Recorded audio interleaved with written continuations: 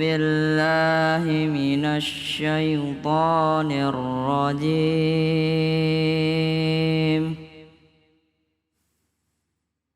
بسم الله الرحمن الرحيم.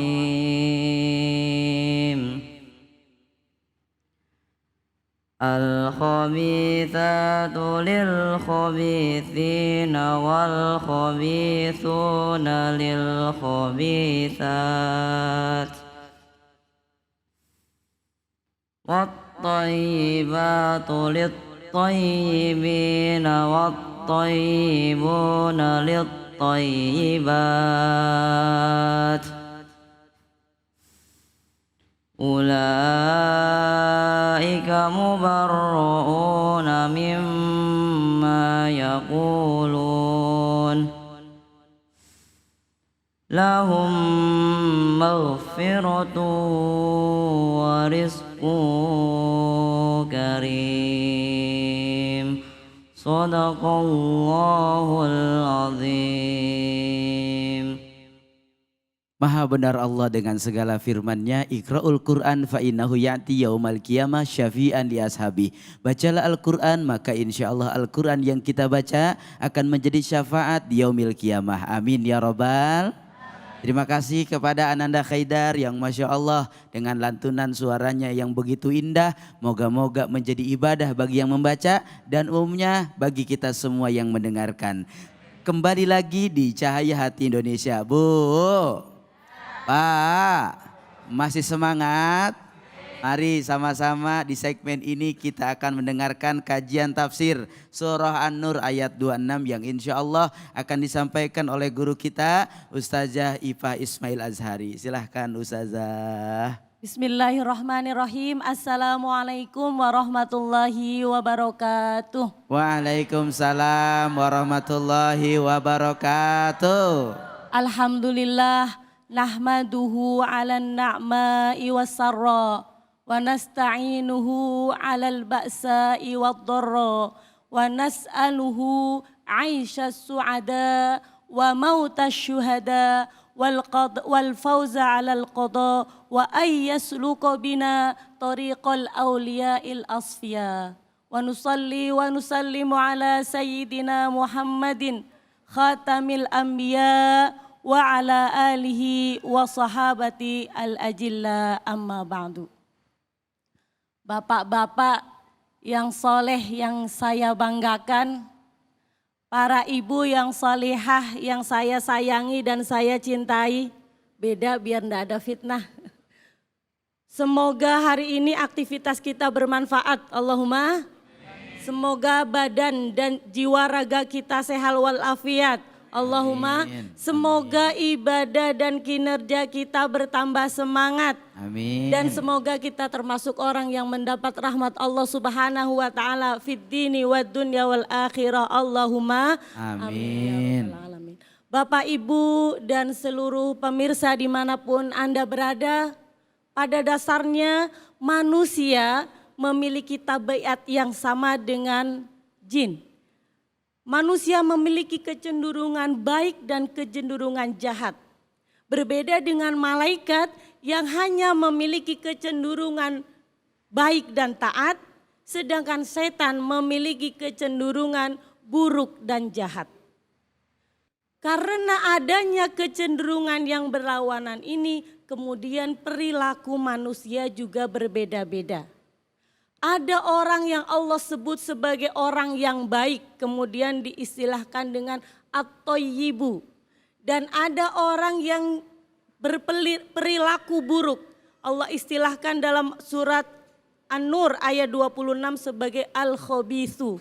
Merekalah orang yang berperilaku jahat.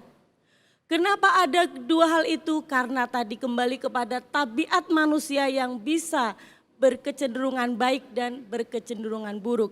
Karena itu insya Allah hari ini kita akan mengkaji surat An-Nur ayat 26. Di situ disebutkan bahwa al-khabithatu lil khabithina wal khabithuna lil khabithat. Orang-orang perempuan yang jahat itu untuk laki-laki yang jahat. dan perempuan dan laki-laki yang jahat untuk perempuan yang jahat. Sebaliknya wat-thayyibatu lit-thayyibin wat-thayyibuna lit-thayyibat. Perempuan yang baik itu untuk laki-laki yang baik dan laki-laki yang baik untuk perempuan yang baik. Itu dalam surat An-Nur ayat 26. Mari kita kaji apakah itu janji Allah bahwa semua perempuan yang baik bersuamikan laki-laki baik. Karena kita sekarang ini sudah dikagetkan dengan peristiwa suami menembak istri ya Bu ya. Ada peristiwa tembak menembak di rumah di mana dia juga berpendidikan tinggi, status sosialnya tinggi, berpangkat tinggi. Bagaimana janji Allah ini apa bukan?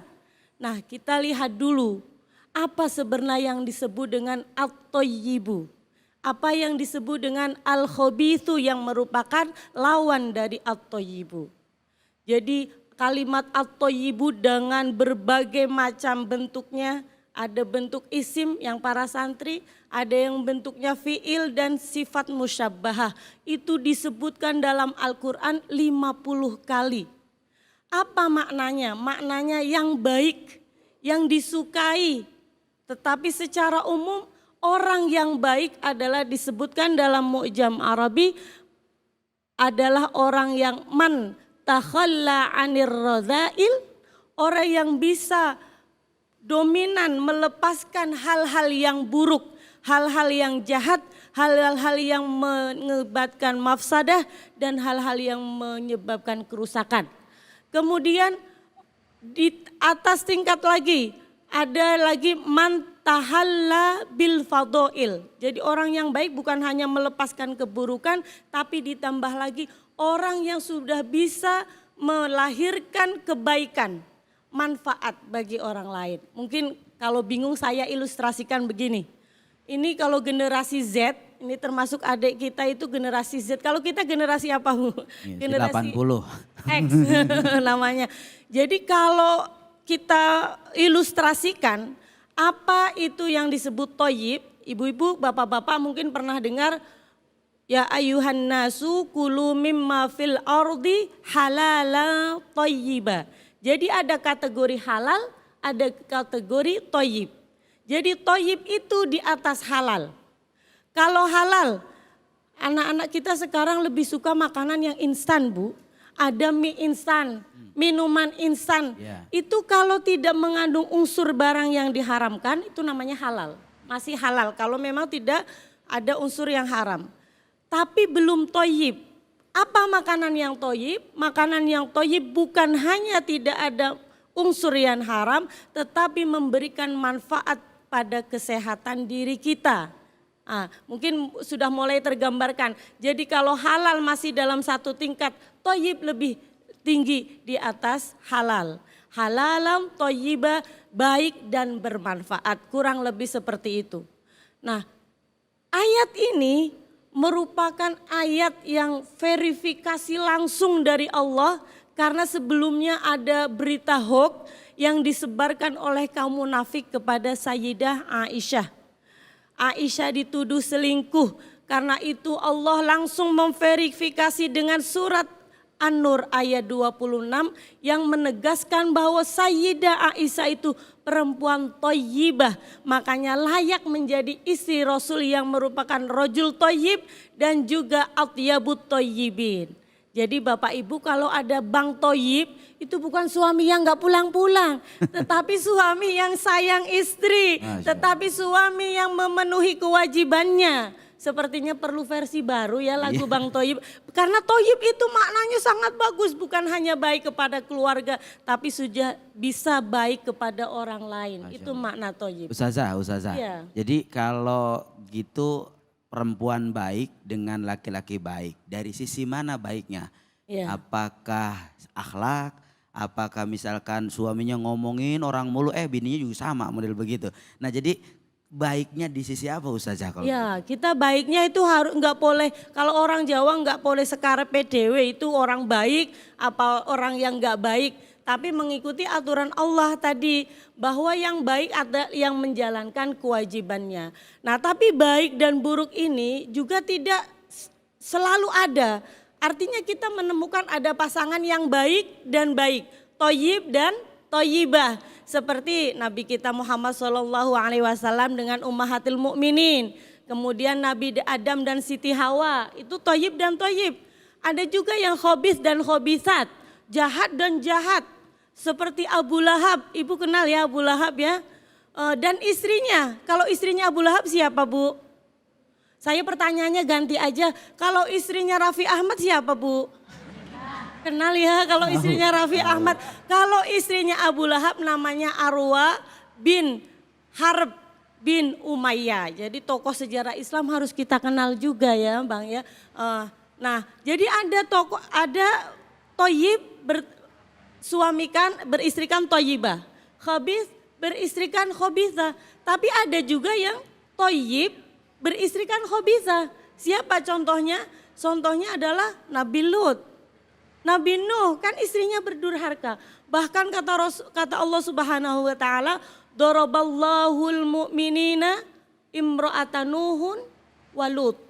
Jadi daraballahu mathalan lil kafirin. Jadi orang-orang yang kafir itu dicontohkan. Contoh yang paling menonjol kata Allah adalah istrinya Nabi Nuh dan istrinya Nabi Lut. Ada yang kebalikannya.